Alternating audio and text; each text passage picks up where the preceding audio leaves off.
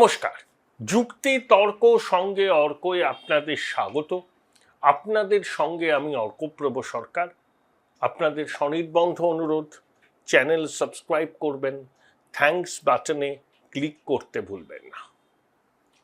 1967 সালে স্বাধীনতার পর 20 বছর পর ভারতবর্ষের 9টি রাজ্যে কংগ্রেস ক্ষমতাচ্যুত হয়। তার মধ্যে পশ্চিমবঙ্গ ছিল, তামিলনাড়ু ছিল, উত্তরপ্রদেশ ছিল, বিহার ছিল, এরকম 9টি রাজ্য। এবং লোকসভায় কংগ্রেসের আসন সংখ্যা নেমে দাঁড়িয়েছিল 284।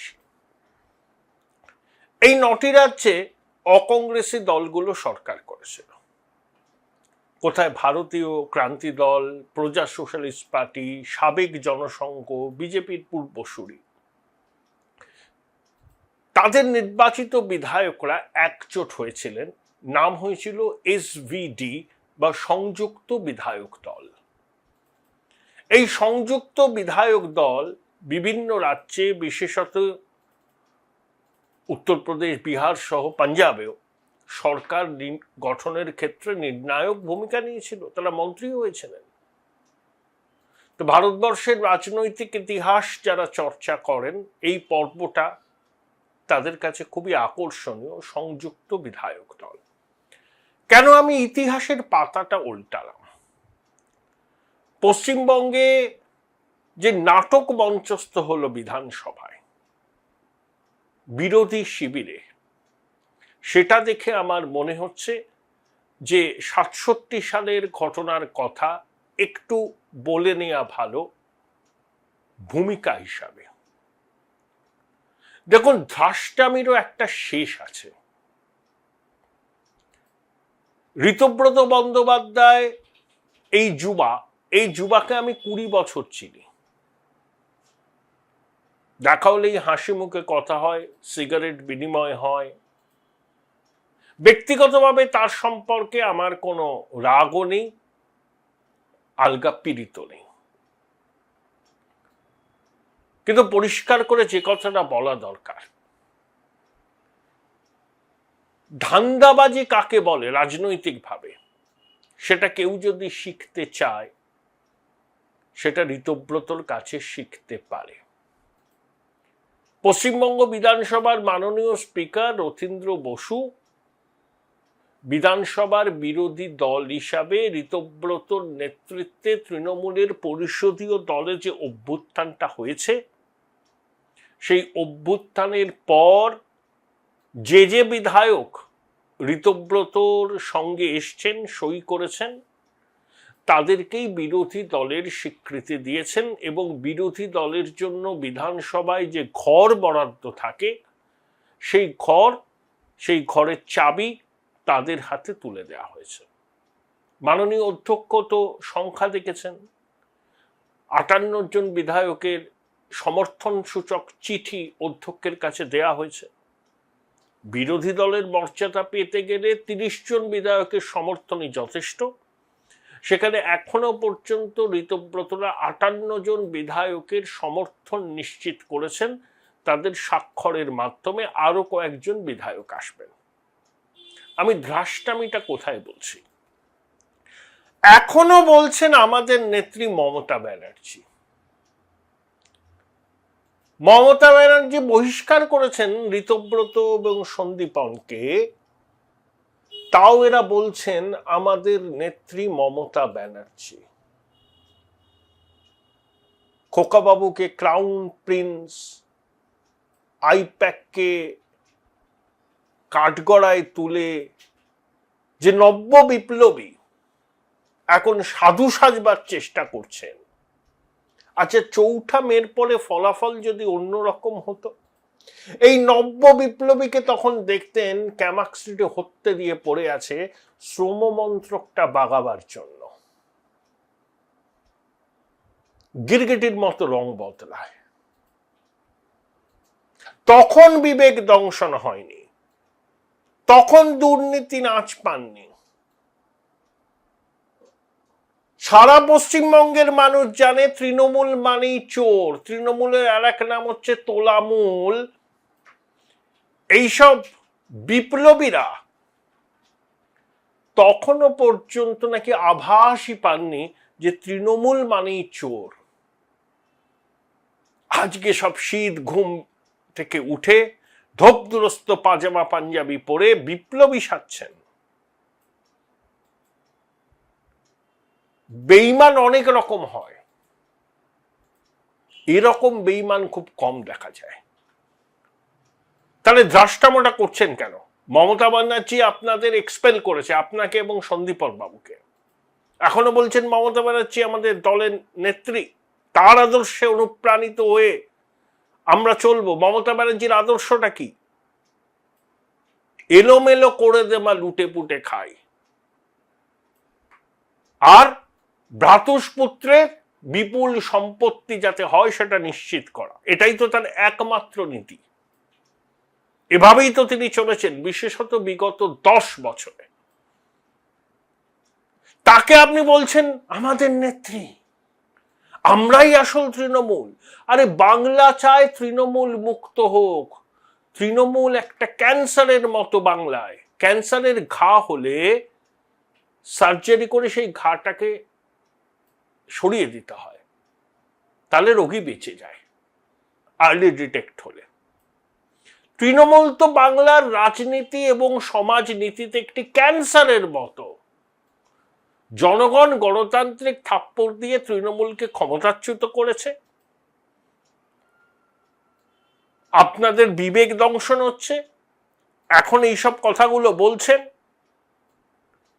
মমতা ব্যানার্জি আপনাদের দুজনকে এক্সপেল করেছেন, তারপরে মাননীয় অধ্যক্ষের ঘরে গিয়ে চিঠি দিয়ে বলছেন আমরাই আসল তৃণমূল, আমাদের নেত্রী মমতা ব্যানার্জি, যার একমাত্র নীতি হলো এলোমেলো করে দাও, লুটে পুটে খাই, আমি খাবো, আমার ভাইরা খাবে, আমার ভাইপো খাবে। দুর্নীতির মহাসাম্রাজ্য প্রতিষ্ঠা করেছে তিনি, এখনো আপনার নেত্রী, আপনাদের নেত্রী। সত্য সেলুকাস, কি বিচিত্র এই দেশ। দিনে সিপিএম, রাতে কংগ্রেস। দিনে সিপিএম, রাতে তৃণমূল কংগ্রেস। এই যুবা নেতাটি তো তাই ছিলেন। এখন সততার মূর্ত প্রতীক হয়ে আবির্ভূত হয়েছেন। কেন বলতে পারলেন না আমরা যারা আসছি, হ্যাঁ তৃণমূলের টিকিটে আমরা নির্বাচিত হয়েছি ঠিক, কিন্তু মানুষ তৃণমূলের চুরি, জোট চুরি, খুল্লা সংখ্যালঘু তোষণের বিরুদ্ধে মুখ খুলেছেন, গণতান্ত্রিক উপায়ে তাদের রায় জানিয়েছেন। আমরা হেরে গেছি, আমাদের এখন পাপস্খলনের সময়, তাই তৃণমূলের সঙ্গে কোনো রকম সংস্রব আমরা রাখবো না। তৃণমূলের সঙ্গে সব ধরনের যোগাযোগ আমরা বিচ্ছিন্ন করেছি। এই 58 জন বিধায়ক যদি বলতেন তৃণমূল করার জন্য মানুষের কাছে আমরা ক্ষমা চাইছি, যে মানুষরা আমাদের জিতিয়েছেন তাদের জন্য কাজ করব, নতুন সরকারের সঙ্গে সহযোগিতা করে আপনাদের এলাকার জন্য উন্নয়নের কাজ করব, সরকারের কাছে দাবি জানাবো, প্রশাসনিক বৈঠকে যাব। কিন্তু তৃণমূল করে আমরা পাপ করেছি, অনুতপ্ত, আমরা ক্ষমা চাইছি। এখন আমরা মাস স্কেলে পদত্যাগ করলে নির্বাচন হতে হবে, সেটা সম্ভব নয়। তৃণমূলের সঙ্গে সংস্রব ত্যাগ করে আমরা সংযুক্ত বিধায়ক দল হিসাবে আত্মপ্রকাশ করছি। পারতেন না করতে? ধাস্টামির একটা সীমা আছে। এত লোভ, কেন্দ্রীয় নিরাপত্তা পাবেন, বিরোধী দলনেতার অফিস হবে, আপনার বিরুদ্ধে অনেক কেস কামারি আছে, সেগুলো যাতে নতুন সরকার খুঁচিয়ে না তোলে তার জন্য তদবির করবেন, সব আমরা বুঝি। হিম্মত নেই না তৃণমূল কংগ্রেস নামটা থেকে নিজেদের একদম সম্পূর্ণ মুক্ত করতে? বলতেই পারতেন আমরা 58 জন আছি, আমাদের একটা নতুন মঞ্চ বা আউটফিট, মাননীয় অধ্যক্ষ মশাই আমাদের এই বিধায়ক দলকে আপনি সংযুক্ত বিধায়ক দল হিসাবে স্বীকৃতি দিন। বলছেন আমরাই তৃণমূল, তাহলে বিরোধী দলনেতার ঘরের মাথার উপর শ্রীমতী ভয়ঙ্করীর ছবি থাকবে তো, নাকি সে ছবিটা সরিয়ে দেবেন? কি করতে চাইছেন আপনারা? কি করতে চাইছেন? তৃণমূল তো বাংলার রাজনীতি এবং সমাজে একটা ক্যান্সারের মতো। বাংলার মানুষ গণতান্ত্রিক থাপ্পড় মেরেছে এবং তৃণমূলের নাম ও নিশান থাকবে না। সেই নাম ও নিশান যদি মুছে দিতে চান, অসুবিধা নেই। আবার বলছেন এখন আমাদের নেত্রী মমতা ব্যানার্জি, আর মমতা ব্যানার্জি আপনাদের এক্সপেল করে দিয়েছেন। অনেক সংখ্যালঘু বিধায়ক গেছেন, এদের আবার ধরি মাছ না ছুঁই পারি, জানেন তো। মুসলমান ভোটে জিতে এসছেন অনেকে। কোলাকুলি বিজেপির সঙ্গে যাও, এদের কাছে মনে হচ্ছে আত্মহত্যার স্বামী। তাই তৃণমূলের ছাপটা গায়ে রেখে দোআঁশলা হিসাবে ঘুরে বেড়াবো। এদিকেও আছি, ওদিকেও আছি। বিধানসভার ভিতরে বলবো আমি তৃণমূল, বাইরে গিয়ে বলবো আমি তৃণমূল নই। কি চমৎকার! হিম্মত যদি থাকতো অন্য নাম দিতে, নিজেদের তৃণমূলের প্রতিনিধি বলে দাবি করতেন না। মানুষ সব ধরে ফেলে, জানেন তো। মানুষকে বোকা বানাচ্ছেন।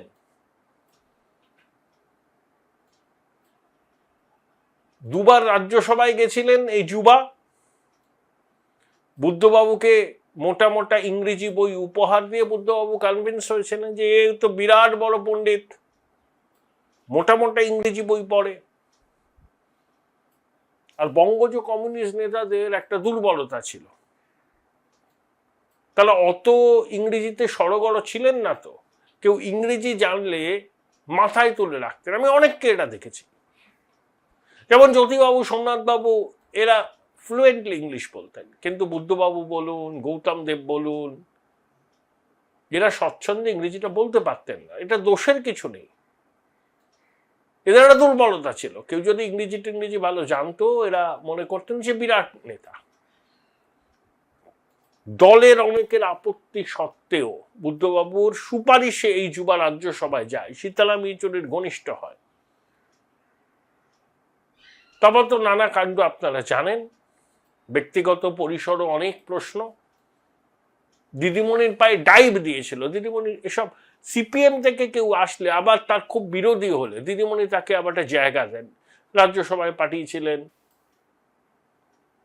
এবার প্রার্থীও করলেন, মন্ত্রীও করতেন জিতলে।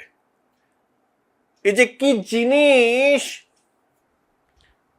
তৃণমূলের কেউ বোঝেনি। নব্য বিপ্লবী সব। ফিরহাদ হাকিমরা গেছেন প্রশাসনিক বৈঠকে। ফিরহাদ হাকিমও মেয়র পদ থেকে সরে দাঁড়াবেন এবং দিদিমণির সঙ্গে তার দূরত্ব ইতিমধ্যেই বেড়েছে, আরো বাড়বে। কিন্তু আমার প্রশ্ন ওটা নয়। আরো দিদিমণির সঙ্গে দূরত্ব বাড়তে পারে, নৈকট্য হতে পারে, একদম অন্য জিনিস। এটা ওদের দলের ব্যাপার। মমতা ব্যানার্জি যাকে এক্সপেল করলো দল থেকে, সে বলছে আমি মমতা ব্যানার্জির সৈনিক বলে বিরোধী দলনেতা হয়ে ঘরে মাথার উপর মমতার ছবি লাগিয়ে রাখবেন। Join Runux Institute of Hotel Management, New Town, offering guaranteed global placement in hotel, hospitality, aviation, hospital and culinary management.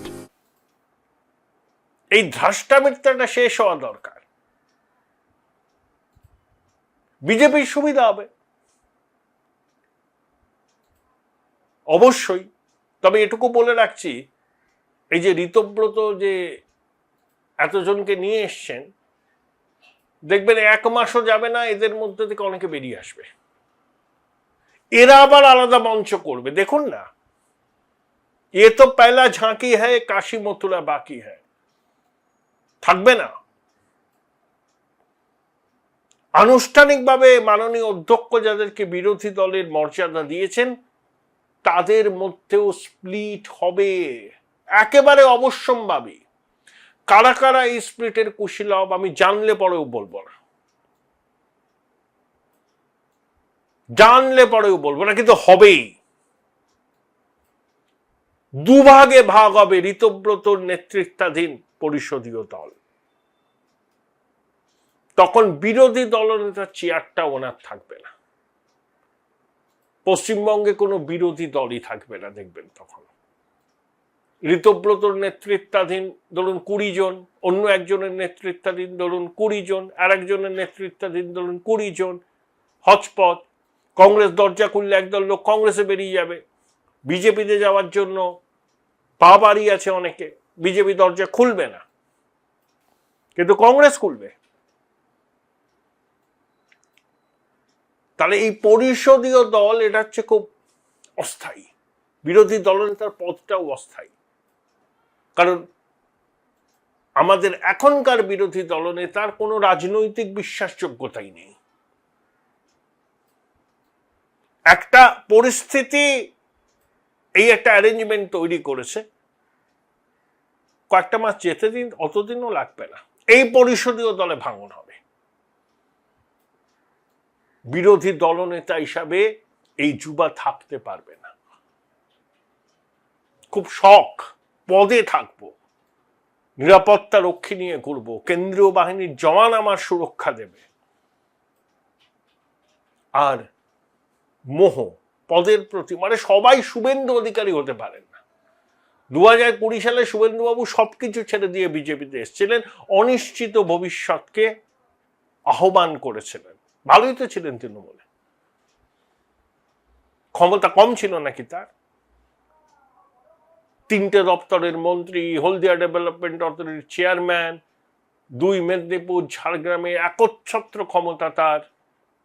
Trinamool চেষ্টাও করেছিল শুভেন্দুকে দলে ধরে রাখতে, কিন্তু চলে এসছিলেন, সব ছেড়ে এসছিলেন, অনিশ্চিত ভবিষ্যতে আহ্বান করেছিলেন। এদেরকে দেখুন, এদেরকে শুধু দেখুন, কম্পেয়ার করুন।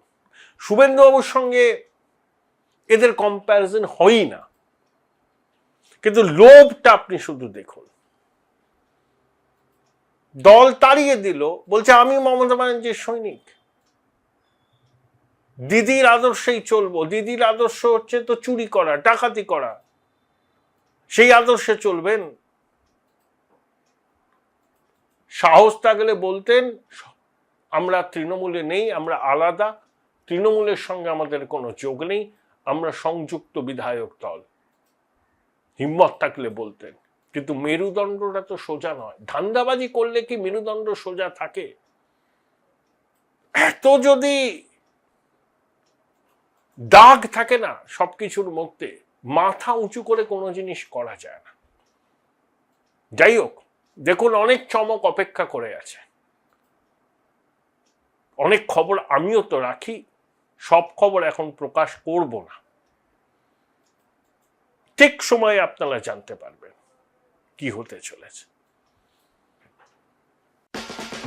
উচ্চ মাধ্যমিকের পর উজ্জ্বল ভবিষ্যৎ গড়তে NCHMCT পর্যটন দপ্তর, ভারত সরকারের hospitality and hotel management, Paschimbanga সরকারের মাকাউটের BBA BCA, fashion design, aviation tourism, culinary arts পড়ো SBI HM কলেজে। স্টুডেন্ট ক্রেডিট কার্ড ও ব্যাংক লোন পাবে SBI HM এ পড়লে। কোর্সের শেষে SBI HM দেশ ও বিদেশে চাকরির ব্যবস্থা করে থাকে। SBI HM হলো পশ্চিমবঙ্গের সেরা ম্যানেজমেন্ট কলেজ। SBIHM.com। বোলপুর শহরের কোলাহল থেকে মাত্র 20 মিনিট দূরেই রয়েছে সুন্দর রিসর্ট, যেখানে পেয়ে যাবে স্পেশিয়াস আর এস্থেটিক্যালি ডিজাইন রুম। তোমরা যারা গ্রুপে যাও তাদের জন্য আছে কমফোর্টেবল গ্রুপ স্টে অপশন, আর কাপলদের জন্য রয়েছে লাক্সারিয়াস সুইট রুম, তার উপর আবার ফ্ল্যাট 10% অফ। এখানে প্রকৃতির মাঝে তোমরা পেয়ে যাবে একটা সুন্দর সুইমিং পুল, ছোটদের জন্য প্লে এরিয়া আর একটা এস্থেটিক সেলফি কর্নার। প্রপার্টিটা পুরোটাই পেট ফ্রেন্ডলি, আর এখানে আছে অনেক কিউট ছোট ছোট র্যাবিটস। সকালের ব্রেকফাস্ট থেকে ডিনার পর্যন্ত পেয়ে যাবে একদম হোমলি কমফর্ট ফুড, যা এক কথায় অসাধারণ। বেঙ্গলি কুইজাইনের সাথে সাথে পেয়ে যাবে চাইনিজ আর নর্থ ইন্ডিয়ান অপশনও। বিকেলে বনফায়ারের আলো, বন্ধুদের সাথে আড্ডা আর খোলা আকাশের নিচে গ্রাম বাংলার হাওয়া, পুরোটাই এক অপরূপ অনুভব। তাহলে বলো তোমরা কবে প্ল্যান করছো এই পিসফুল এসকেপটা? And don't forget to follow Miss Cupcake for more such travel updates. Hi, আমি একটা বই পোকা। ছোটবেলা থেকেই মা বলতো পরীক্ষার আগে বইগুলো গুলে খেতে হবে। তো ব্যাপারটা আমি একটু বেশি সিরিয়াসলি নিয়ে ফেলেছিলাম। খুঁটিয়ে পড়তে গিয়ে বই খুঁটে খেয়ে ফেললাম। তাও ক্লাস 11-এর 2টো সেমিস্টারে একটাও কমন পেলাম না। কিন্তু 12-এর সেমিস্টারগুলোতে ছক্কা মেরেছি, কারণ আমি ডিসকভার করেছিলাম মৌলিক লাইব্রেরি প্রকাশিত সম্রাট সিরিজের সমস্ত এক্সক্লুসিভ সাজেশন বুক উইথ প্রচুর কমন পাওয়ার গ্যারান্টি, প্লাস টেস্টি ছিল